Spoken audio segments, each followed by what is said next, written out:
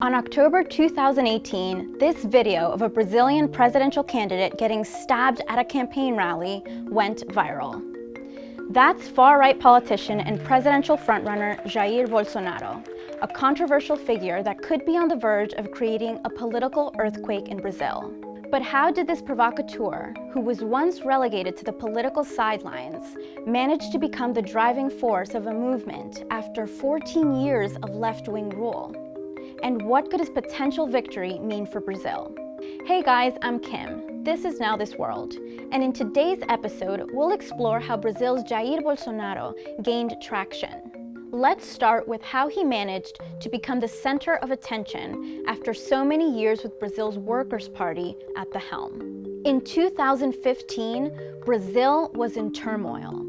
In addition to the first revelations of the Lava Jato corruption scandal, which involved several bribes involving the construction giant Odebrecht and many government officials, Brazil also started to suffer a financial crisis with a stiff decrease on its GDP and a rise in crime and unemployment. This would ultimately keep Brazil among the most violent places to live in the world. Brazil's status as a strong player in the world economy came to an end, and things continued to get worse. In 2016, the Lava Jato, also known as the car wash scandal, ensnared the highest levels of government. Among them was Luiz Inácio Lula da Silva, former president and spiritual leader of the ruling Workers' Party, known in Brazil as PT. At the same time, current President Dilma Rousseff faced a plot to impeach her, orchestrated on the basis of government budget makeups. Many alliances in the party were broken. Vice President Michel Temer was also involved in the efforts to remove Rousseff. Brazil's Senate voted to oust Rousseff from the presidency on August 31, 2016. Temer became president and was assigned with fulfilling the duties of the office for the rest of the term. That same day, Brazil saw a parade of low-profile politicians trying to have a shot at fame. But one particular politician, a former army captain, was going to go even further. Jair Messias Bolsonaro dedicated his impeachment vote to the late Colonel Carlos Alberto Brilhante Ustra, who was accused of being one of the most sadistic killers and torturers during the brutal dictatorship that ruled Brazil between 1964 and 1985. Ousted President Rousseff was one of those imprisoned during this time. Bolsonaro went even further, saying that Ustra was Rousseff's dread. Contra o comunismo, pela nossa liberdade, contra o Foro de São Paulo, pela memória do coronel Carlos Alberto Brilhante Ustra, o pavor de Dilma Rousseff. But that wasn't the first time that Bolsonaro, now a member of the small social liberal party, glorified Brazil's era of dictatorship. He even said the dictatorship should have killed more people instead of torturing them. In the 1990s, he openly declared that he would stage a military coup if he ever became president. He has now seemingly abandoned that position and says he is not an enemy of the democracy. He has also declared himself to be pro-torture, has said he'd rather have his son die in a car accident than date another man, and told a female member of Congress he wouldn't rape her because she doesn't deserve it. He also had racist things to say about the black descendants of African slaves, known in Brazil as quilombolas. Não fazem nada. Eu acho que nem para procriadores serve mais. Não vai ter centímetro demarcado para reserva indígena para quilombola. But Bolsonaro's place in Brazilian politics was largely seen as that of the provocateur, whose support wasn't expected to rise. Few people expected Bolsonaro to be the favorite for a presidential candidacy at the beginning of this year. Some credit this rise in Bolsonaro's profile to the downfall of the previous leading candidate in these elections, former President Luiz Inácio Lula da Silva. Da Silva, also known as Lula, was Brazil's president for 2 terms, from 2003 to 2011. He was also the driving force and soul of the Workers' Party. Lula's administration's accomplishments included helping to lift 20 million Brazilians out of acute poverty and moving the country's economy to the 8th place in the world.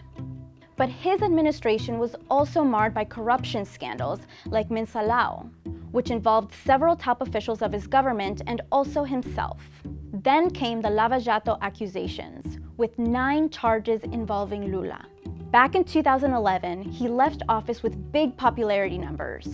And in 2016, despite the accusations, he was offered a job as a chief of staff in the Rousseff administration. And he was the favored candidate to win this year's election. But in July 2017, everything changed. Lula was sentenced to nearly 10 years in prison for receiving a bribe from the construction giant Odebrecht. After appealing, his sentence was raised to 12 years. And in September 2018, he was officially barred from running for office again. With only a few weeks to go before the election, Lula decided to step aside and throw his support behind Fernando Haddad, a former São Paulo mayor who was going to be his running mate for the Workers' Party. Back in August, polls showed that Lula would get 39% of the vote, while Bolsonaro would get 19%. Lula was hoping to transfer the bulk of his support over to Haddad. But with Lula out of the presidential race, things didn't go according to plan for the Workers' Party. Instead, Bolsonaro's polling numbers continued to rise, up to a projected 28% in September. Then, on September 7th, after a rally in Juiz de Fora, Minas Gerais, Bolsonaro was stabbed by a man who reportedly said he was on a mission from God. Many speculated that this would help Bolsonaro's cause because he campaigned on the narrative that Brazil was in chaos. In 2018, the country saw its murder rate hitting a new record high.